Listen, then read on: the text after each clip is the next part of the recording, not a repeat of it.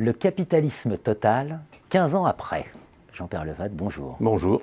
Jean-Pierre Levade, je lis, a été directeur adjoint du cabinet de Pierre Mauroy, 1981-1983. Il a ensuite présidé certaines des plus grandes institutions financières de notre pays, Suez, UAP, Crédit Lyonnais. Longtemps professeur d'économie à l'École Polytechnique. Vous avez écrit plusieurs ouvrages, dont Le capitalisme total, sur l'évolution du capitalisme contemporain. Vous êtes aujourd'hui consultant. Je suis ravi de vous recevoir pour faire ce bilan, 15 ans après, votre regard sur le capitalisme total. On va peut-être rappeler d'abord ce que vous nous prophétisiez dans Le capitalisme total. C'était il y a 15 ans, parce que vous l'écriviez il y a 15 ans. Il a été publié en 2005, mais c'était 2003. Il y a 15 ans, oui, dans la conclusion, si je me souviens bien. M'appuyant sur une analyse de Raymond Aron, je prévoyais un espèce de totalitarisme anonyme dans lequel le désir individuel d'enrichissement sans limite deviendrait une espèce de valeur universelle. Ultime. Donc c'était la bonne description, si je puis dire, il y a 15 ans, de ce qu'on appelle aujourd'hui les premiers de cordée, la théorie du ruissellement, etc. Ce que je n'avais pas prévu, ce sont les conséquences sociologiques et politiques de ce type d'évolution. Alors si vous permettez, j'ai commis une deuxième erreur, j'ai présenté ce capitalisme comme universel. À l'époque, en fait, c'est le capitalisme anglo-saxon, au sens strict du terme, c'est-à-dire les États-Unis plus la Grande-Bretagne. Je parlerai, si vous le voulez bien, tout à l'heure d'une autre forme de capitalisme où ce type de problème n'existe pas. Donc, le capitalisme américain, il n'a pas changé de ce point de vue-là. C'est un capitalisme qui est complètement dominé par les actionnaires et où l'entreprise n'existe que comme objet permettant d'asseoir l'enrichissement des actionnaires. Ça a plusieurs conséquences macroéconomiques. C'est le taux de rentabilité des fonds propres est très élevé, beaucoup plus élevé que... Le fameux 15%. 15%, dont j'avais parlé très très tôt. Les entreprises aux États-Unis ne savent plus très bien quoi faire de leur argent. Elles sont en situation de surliquidité aujourd'hui. Elles ont plus d'argent qu'elles n'en ont besoin pour investir, ou elles n'investissent pas assez par rapport aux ressources qu'elles ont. Elles rachètent des actions, ce qui a pour effet de faire croître la valeur des actifs. Donc les financiers sont très contents. Et les épargnants, il ne faut jamais oublier que le système, il part de l'épargnant. Je confie mon argent à un gestionnaire qui considère que son boulot, c'est d'aller chercher la rentabilité la plus élevée possible. Donc c'est tout le système qui fonctionne de cette façon. Donc les actions montent. Naturellement, c'est un capitalisme où le pouvoir syndical est quasiment inexistant, extrêmement faible.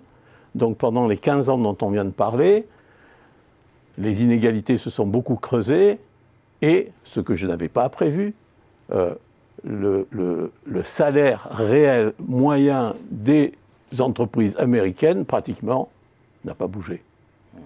Et donc la conséquence de ça, c'est une instabilité politique et sociologique. Je veux dire, Trump est le résultat nécessaire, si je puis dire, de cette évolution-là du capitalisme. Donc, de ce point de vue-là, je vais dire avec un brin de vanité que ce bouquin était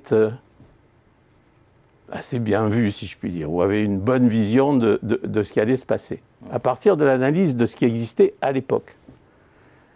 Simplement, ce que je voudrais ajouter, je viens de sortir un deuxième livre, il y a quelques mois, qui est là, qui s'appelle « Changer ou disparaître, adresse au patronat ». Donc, vous voyez, la cible message est clair. Le message est clair.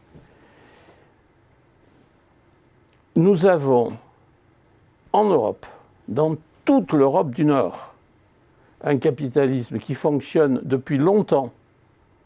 Au Danemark, c'est depuis le début du XXe siècle. Aux Pays-Bas, en Allemagne, c'est depuis la fin de la Deuxième Guerre mondiale. Aux Pays-Bas, en Suède, c'est depuis les années 1960, 1980. Nous avons une forme de capitalisme où, contrairement à ce que nous connaissons, nous, les patrons français, ils rêvent d'être aux États-Unis. Ils rêvent d'un capitalisme dans lequel ils aient tous les pouvoirs, pas de syndicats, et où ils seraient maîtres complètement du jeu. Nous avons dans tous ces pays-là un capitalisme qui n'est pas un capitalisme conflictuel entre les salariés et le capital, c'est un capitalisme de coopération entre salariés et management, ou salariés et actionnaires. Et quand on parle aujourd'hui de la loi Pacte, des changements d'intitulé, de ceci, de cela, auquel moi je ne comprends à peu près rien, je pense que tout ça c'est de l'habillage, hein, c'est, pour ne pas dire de l'enfumage. Dans tous ces pays, la loi dit que les seuls critères de décision des partenaires sociaux, quels qu'ils soient, quel que soit leur rôle dans l'entreprise, des actionnaires, de la direction, des salariés, des syndicats, le seul critère commun de prise de décision, c'est l'intérêt de l'entreprise. Point. Et donc, à partir de là, vous avez un système qui couvre quand même à peu près le quart de la population de l'Union européenne, hein, toute l'Europe du Nord, hein, Allemagne, Pays-Bas, tous les pays scandinaves, où la règle dans l'entreprise, la règle absolue, c'est la co-décision. Il n'y a pas une décision importante qui ne soit prise sans l'accord des deux parties. Et donc quand je vois d'un côté qu'on a un problème, nous, pour vivre notre capitalisme, pour la lutte des classes, qu'est-ce qui va se passer demain, la loi Pacte, la participation, le manque de confiance, les conflits, et que de l'autre côté de la frontière, on a un modèle qui marche et qu'on ne se pose même pas la question, qu'on n'a pas la curiosité d'aller voir ce qui marche, je me dis décidément, on est vraiment très atteint. Vous annonciez la fin du modèle rhénan dans la première partie. Non, vous la me fin proposez le retour. Si, c'était votre premier chapitre. Le premier, il y a 15 ans. Il y a 15 ans. Il y a 15 ans. Oui, vous savez ce qui s'est passé? Il y a 15 ans. Oui, pourquoi je l'ai annoncé? Parce qu'il y a 15 ans, ce modèle qui était unique,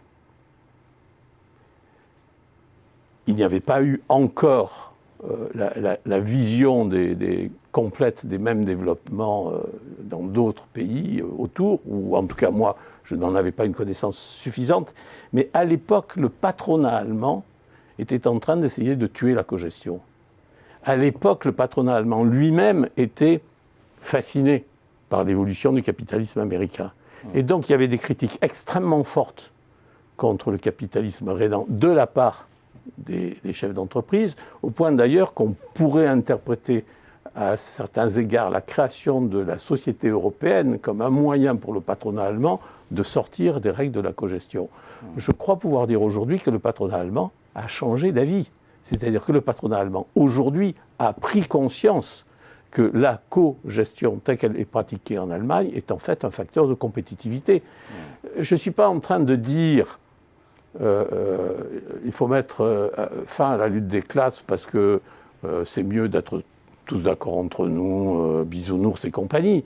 Je dis simplement, tous ces pays de codécision, ils ont tous des performances économiques qui sont supérieures aux nôtres. Et je ne pense pas que ce soit un hasard, je ne pense pas que ce soit une coïncidence. Si dans tous ces pays, la situation budgétaire est meilleure que la nôtre, la balance commerciale est excédentaire, le PIB par tête est supérieur au nôtre, le taux de chômage est voisin du minimum, et cerise sur le gâteau, je dis ça pour mes amis de gauche, le taux d'inégalité est inférieur au taux français, sauf en Allemagne, où il est au même niveau. Changer ou disparaître. Changer ou disparaître. Adresse au patronat. Adresse au patronat. Le capitalisme total à relire absolument.